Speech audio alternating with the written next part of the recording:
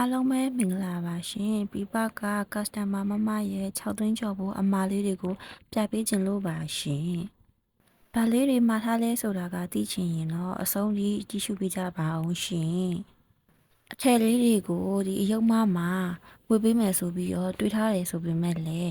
အယုံမနဲ့ကဒီ fashion နဲ့ကလုံးဝကိုမခေါ်ဘူးဖြစ်နေပါတယ်။ဒါနဲ့ပဲကျမကလည်းကျမကိုယ်တိုင်ပဲဝယ်ပြလိုက်ပါတယ်ရှင်။ကျမနဲ့ဒီအင်ဂျင်နီယာလည်းလုံးဝမခေါ်ဘူးဖြစ်နေပါတယ်။မခေါ်ပေမဲ့လည်းကျမဝယ်ပြလိုက်ပါတယ်ရှင်။အပြာနူလေးပေါ်မှာပန်းပွင့်လေးတွေထည့်ပေးရတာကအရန်ကိုလိုက်ဖက်လွန်းပါတယ်နော်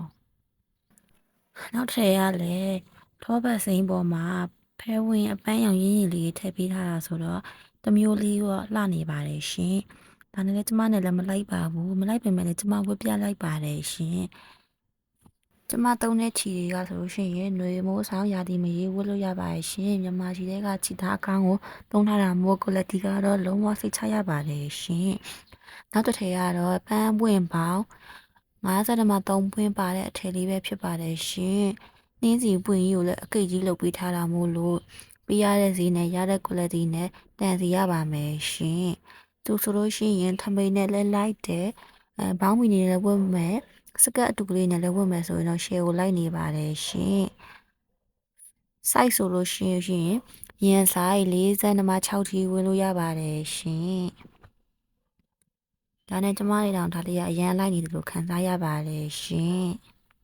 နောက်တစ်ထည်ကတော့ crop top လေးပဲဖြစ်ပါတယ်ရှင် crop top လေးကတော့ဘာမှတွေ YouTube ပြောစရာမရှိတော့ပါဘူးเนาะလုံးဝပဲအရန်ကိုလှပါတယ်ရှင်နောက်ထပ်တစ်စုံအကြတော့ဒီ Granny Square 1ဆက်လေးပေါ့နော်သူကလည်းမပါမဖြစ်နေ့စီမှာ order တက်တဲ့အထည်ထဲမှာလည်းပါပါတယ်ရှင်အကွက်ကလေးနဲ့ဆက်ထားတာကအရန်ကိုလှပါတယ်နော်တွဲလောင်းအမိတ်ကလေးရတယ်နော်အရန်ဟိုပါလေဖလန်းထားလို့ရပါတယ်နော်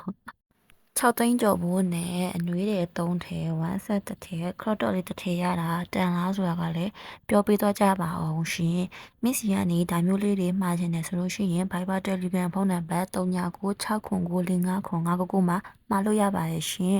မှာယူအပ်ရဲ့ကလေးတွေကိုလည်းကျေးဇူးအများကြီးတင်ပါတယ်ရှင်